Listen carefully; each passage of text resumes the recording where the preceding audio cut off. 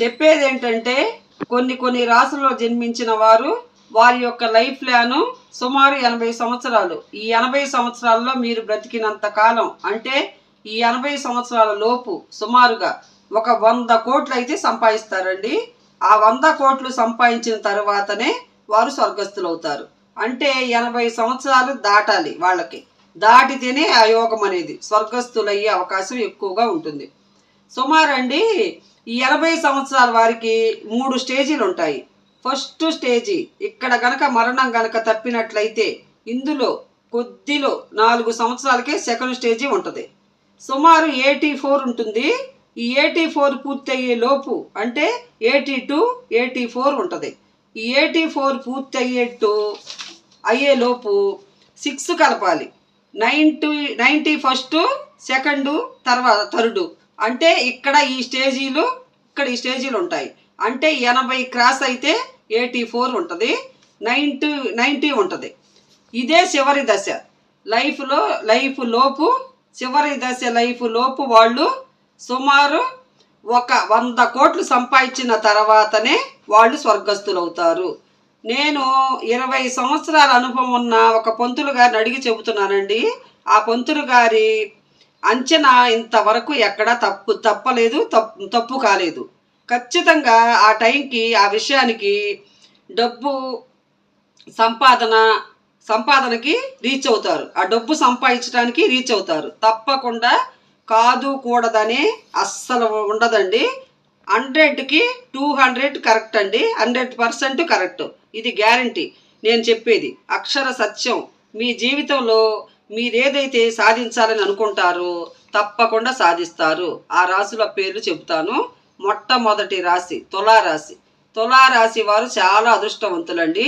ఎందుకంటే మంచి దేవతలు జన్మించిన రాశి ఈ తులారాశి. చిత్తా నక్షత్రం ఆంజనేయ స్వామి, స్వాతి నక్షత్రము లక్ష్మీ నరసింహస్వామి, విశాఖ నక్షత్రము దేవేంద్రుడు. ఈ ముగ్గురు కూడా ఈ తులారాశిలోనే జన్మించారు. కాకపోతే నక్షత్ర పాదాలు వేరు, వాటికి అధిపతులు వేరు. కానీ తులారాశి అద్భుతమైనటువంటి రాశి. అందుకే తులారాశి యొక్క గొప్పతనం చాలా గొప్పదండి. చాలామంది తులారాశిలో ఎవరైనా పుడితే మీ దగ్గర డెవలప్మెంట్ లేదు, ఏమి లేదు. తులారాశిలో పుట్టిన వాళ్ళకి ఏముంది, ఏమీ లేదు. మీరు అది చెబుతున్నారు అని అంటారండి. తులారాశి గురించి అనుకునే వాళ్ళు కూడా ఉన్నారు. అంటే ఆ కళ నిజం చేసుకోవాలండి. మీరు అనుకున్న కళ నిజం చేసుకోవాలి. తప్పకుండా నిజం చేసుకునే ప్రయత్నం చేయండి. మీరు అనుకున్నవన్నీ నెరవేరుతాయండి. తులారాశి వారిది చాలా గొప్ప జాతకం. మీకు తెలియదేమో, తులారాశి వారిది చాలా గొప్ప జాతకం. ఇక రెండవది కుంభరాశిలో జన్మించిన వారు చాలా అదృష్టవంతులండి. వీరిది వాయుతత్వపు రాశి కుంభరాశి. రాశాధిపతి శని భగవానుడు విక్రగతి పొందుతున్నాడండి. శని దీనిలో ఉన్న నక్షత్రాలు గరిష్ట, శతభిధాన నక్షత్రము, పూర్వపాద నక్షత్రము. ఈ 3 నక్షత్రాలలో కొన్ని పాదాలలో జన్మించిన వారే కుంభరాశి వారు. ఈ కుంభరాశి శని భగవానుడు తన సొంత ఇంటికి రావటానికి సుమారు ఒక 30 సంవత్సరాల కాల వ్యవధి పడుతుంది. 30 సంవత్సరాల తరువాత చూస్తాం. మన జీవితంలో 2 సార్లు కంటే ఎక్కువ చూడలేము. 3 సంవత్సరాలు అంటే 30 సంవత్సరాలు శని విక్రగతి ఉంటుంది. అదొక 2-3 ఏళ్ళు. అలా ప్రతి సంవత్సరము ఈ రాశులలో పూర్వగతి పొందినట్లయితే ఇంకా ఎక్కువ పడుతుంది. ఒకటి, ఈ యొక్క కుంభరాశిలో అదృష్టాన్ని ఆ భగవంతుడు ప్రసాదించినప్పుడు వెంటనే తీసుకోవాలి. కాదు కూడదు అనకూడదు. అదృష్టాన్ని ప్రసాదించినప్పుడు తీసుకోవాలండి. వెంటనే దాన్ని నిలబెట్టుకోవాలి. తీసుకోవటమే కాదు, దాన్ని నిలబెట్టుకోవాలి. ఇప్పుడు మీకు ఆ అదృష్టం వచ్చింది. ఇప్పుడు వచ్చిందండి అదృష్టము. నిలబెట్టుకోండి, తీసుకోండి. మీ పేరున మంచి అదృష్ట సంఖ్య ఏదైనా ఉంటే మార్చుకోండి. మనకు ఒక ఎనర్జీ ఉందండి. మనకు ఒక ఎనర్జీ మన పేరులో ఉంటుంది ఎనర్జీ అనేది. ఆ ఎనర్జీని పెంపొందించుకోండి. ఎనర్జీలో కూడా 2 రకాలు ఉన్నాయి. ఒకటి పాజిటివ్ ఎనర్జీ ఉంటుంది, ఒకటి నెగిటివ్ ఎనర్జీ ఉంటుంది. నెగిటివ్ ఎనర్జీ కనుక మన పేరులో ఉన్నట్లయితే మనం కష్టపడిన సంపాదించిన సంపాదన అంతా గంగపాలైపోతుంది. ఒక్క రూపాయి కూడా తినేది ఉండదు. కష్టపడి ఎవరో ఒక మొఖాన పెట్టాలండి. ఎంత కష్టపడినా కూడా మనం తింటం ఉండదు, ఎవరో ఒకటి మొఖాన పెట్టాల్సి వచ్చింది. ఒక అబ్బాయి ఉన్నాడు. వాళ్ళ తల్లిదండ్రులు ఆ పిల్లోడికి గవర్నమెంట్ జాబ్ వస్తుందని మధ్యలో బ్రోకర్కి 7 లక్షలు ఇచ్చారంట. అసలు ఎంత దారుణం అండి అని డబ్బులు ఇచ్చాడంటే, పంతులు గారి దగ్గరకు వచ్చి చెప్పుకొని ఏడుస్తున్నాడు. మా ఇంటి దగ్గర పంతులు గారి దగ్గరకు వచ్చి. కానీ ఈ 7 లక్షలు ఎవరైతే తీసుకున్నారో వాళ్ళకి ఆ డబ్బులు ఎప్పుడు కూడా పని చేయవండి, ఏదో ఒక రూపంలో ఖర్చు అయిపోతాయి.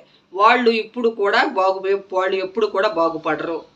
అతను ఎంత టెక్నిక్గా చేశాడంటే, ఆ డబ్బులు తీసుకున్నాడు రైల్వేలో జాబ్ ఇప్పిస్తానని చెప్పి ఆ డిపార్ట్మెంట్లో పనిచేసేటువంటి వాళ్ళని ఎక్కువగా ఏదో మాయమాటలతో పెట్టి వాళ్ళ వైపు తిప్పుకొని వాళ్ళకి తినటానికి తాగటానికి మంచిగా డబ్బులు ఖర్చు చేస్తూ వాళ్ళతో ఫ్రెండ్షిప్ చేసి, మీకు నేను కాలు చేస్తానని, నేను చేసిన ద్వారా మీకు ఉద్యోగం వస్తుంది అని అలా నలుగురిని 5గురిని సంపాదించుకున్నాడంట డిపార్ట్మెంట్లో.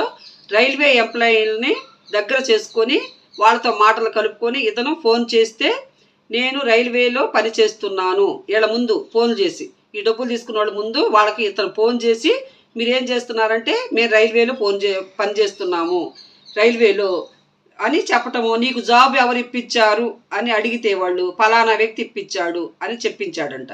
ఇలాంటి మోసాలు కూడా ఎక్కువగా జరుగుతున్నాయి. మనమేమనుకుంటాము, నిజంగా ఇప్పించాడు కావాలి అనుకుంటాం. ఒక్కరు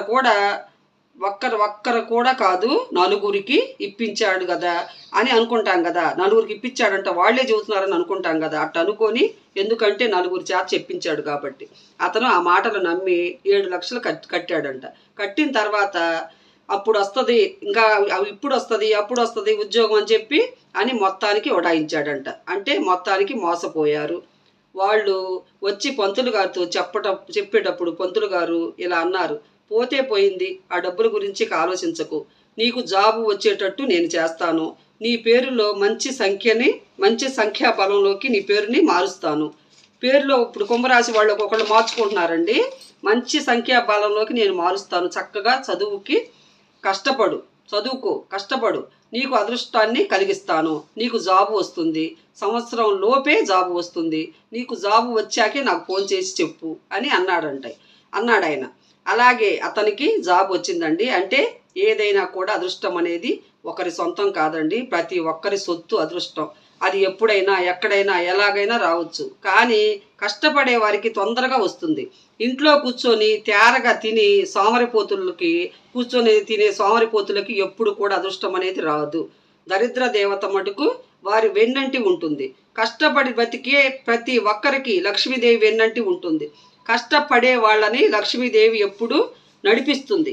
ఆ లక్ష్మిని మీ ఇంటికి స్వాగతించాలంటే చేయాల్సింది ఏంటంటే, మన ఇంటి గేటు తెరచి ఉంచాలి. అంటే మన పేరులో ఉన్న సంఖ్యాబలము పాజిటివ్గా ఉండాలి. పాజిటివ్గా ఎనర్జీ ఉందని నెగిటివ్లో ఎనర్జీ ఉంటుంది. పాజిటివ్ ఎనర్జీని మనం తీసుకోవాలి, నెగిటివ్ని ఎనర్జీని బయటకు పంపించాలి. దానికి ఆ నెగిటివ్ శక్తిని పంపించే శక్తి మన పేరులో సంఖ్యాబలానికి ఉంటుందండి. దాన్ని సరిచేసుకుంటే మనం బాగుపడతామంటే, ఆ సంఖ్య నా పేరు కనుక ఆ పేరులో సంఖ్యాబలాన్ని కనుక మనం సరిచేసుకుంటే మనం బాగుపడతామండి, తప్పకుండా బాగుపడతాం. అలాగా నేను చెప్పిన రాసులు ఈ 80 సంవత్సరాలు బతుకుతారు, 100 కోట్లు సంపాదిస్తారు. 80 సంవత్సరాల్లో 100 కోట్లు అంటే చాలా ఈజీ అండి. డబ్బుకి విలువ తగ్గిపోయింది ఈ రోజుల్లో, అదొక్కటి గుర్తుపెట్టుకోండి. ఒకప్పుడు 10 లక్షలకు ఎంతో విలువ ఉండేది. ఈ రోజుల్లో 10 లక్షలేగా అంటున్నారండి. ఎవరు పెట్టినా కూడా 10 లక్షలకి విలువ లేదు, డిమాండ్ పడిపోయింది. ఒకప్పుడు ఎకరం భూమి కొంటే 5 లక్షలకి, ఇంకా తక్కువకి కూడా వచ్చేది. ఇప్పుడు అదే భూమి 5 కోట్లు పెడుతున్నారు, అదే భూమికి 4 కోట్లు కూడా పెడుతున్నారు. డబ్బుకి విలువ అనేది తగ్గిందండి. డబ్బు విలువ పెరగటం లేదు, తగ్గిపోతుంది. ఒకప్పుడు ఏది ఎల్ఐసి అండి, ఒకప్పుడు ఎల్ఐసిలో ఇన్సూరెన్స్ కడితే ప్రతి నెల 2000, నెలకి 2000 కాడికి 2,000-3,000 కష్టపడి ఆ కాలంలో కట్టారండి. అప్పుడు అవన్నీ ఒక 20 సంవత్సరాలు రాగానే 1,00,000 రూపాయలు, ఒక 70,000, ఒక 60,000 వచ్చేవి. వాటికి ఆ డబ్బులకి ఆ కాలంలో ఎంతో విలువ ఉండేది. వామ్మో 70,000 వస్తాయంట అని కట్టేవాళ్ళు 20 ఏళ్ళకి. 20 ఏళ్ళకి 70,000 అంటే అంత గొప్ప. ఇప్పుడు లేదు. అంతేనా అంటున్నారు. అంతేనా 70,000, 60,000, 1,00,000 అని తేలిగ్గా తీసేస్తున్నారు. ఎల్ఐసీలు ఇప్పుడు కట్టుకోవటం లేదండి. ఎవరు మానేశారు. దీనివల్లే ఈ డబ్బులంటే లెక్కలేక 60, 70,000 అంటే కంట్లో పడవండి వాళ్ళకి. ఇదే కారణం. 1,00,000, 1,00,00,000 అంటే ఇస్తారు. ఇన్సూరెన్స్ చూడండి, లైఫ్ ఇన్సూరెన్స్, హెల్త్ ఇన్సూరెన్స్ చూడండి 5 లక్షలు చేశారు. 5 లక్షలు వాల్యూ పడిపోతుందంటండి. ఒక హాస్పిటల్లో చేరితే పరిస్థితిని బట్టి 10 లక్షలు, 20 లక్షలు కావచ్చు. ఈ 5 లక్షలు ఏదో విధంగా ఖర్చు అయిపోతాయి. ఒక్కొక్కరు 2 లక్షలకే చేస్తారు, ఒక్కొక్కళ్ళు 3 లక్షలకే చేస్తారు. ఏముందండి దీంట్లో 2, 3 లక్షలు కంప్లీట్గా క్లియర్ అయిపోతాయి. ఒక్కసారి వెళ్ళొస్తే అప్పుడు మనము కట్టినప్పుడు 2, 3 లక్షలు అంటే ఏమవుతుందిలే అనుకున్నాం. అమ్మాయి ఏమవుతుంది అనుకున్నాం. ఇప్పుడు తగ్గిపోయింది. ఆ డబ్బుల విలువ పడిపోయింది. ముందస్తు ప్రణాళిక ప్రకారము ప్రతి విషయాన్ని ఆచిసూచి కనుక మనం స్టెప్పు వేసినట్లయితే మన జీవితం చాలా చక్కగా చక్కబడతాయి. ఇవన్నీ ఈ రాసులలో ఉండే వాళ్ళకి ఈ డబ్బుల గురించి, ఇన్సూరెన్స్ గురించి ఇవన్నీ డబ్బుకుండా వాల్యూ పడిపోయిందండి. కాబట్టి దాని గురించి ఆలోచించి ఇది చేసుకోకుండా, డబ్బు అంటే కష్టపడితే డబ్బు వచ్చిద్దండి. ఎట్టబడితే అట్ట వాడి డబ్బులు అంటే లెక్క లేకుండా ఉండే వాళ్ళకి ఆ డబ్బు కూడా రాదు. డబ్బు విలువ తెలుసుకొని జాగ్రత్త పడాలి. ఈ రాసుల గురించి చెప్పాను కదా. ఈ రాసుల్లో ఉండేవాళ్ళు ఎవరు? తులారాశి వాళ్ళు, కుంభరాశి వాళ్ళకి చాలా అదృష్టం అనేది కలిసి వచ్చిద్దండి. వాళ్ళు ఖచ్చితంగా 80 సంవత్సరాలు బతుకుతారు గ్యారంటీగా. కాబట్టి ఈ వీడియో కనుక నచ్చితే ప్రతి ఒక్కరూ ఎవరైనా చూసినా ఆ రాశిలో ఉండేవాళ్ళకి కనుక ఈ వీడియో నచ్చితే లైక్ చేసి సబ్స్క్రైబ్ చేసుకోండి. బాయ్.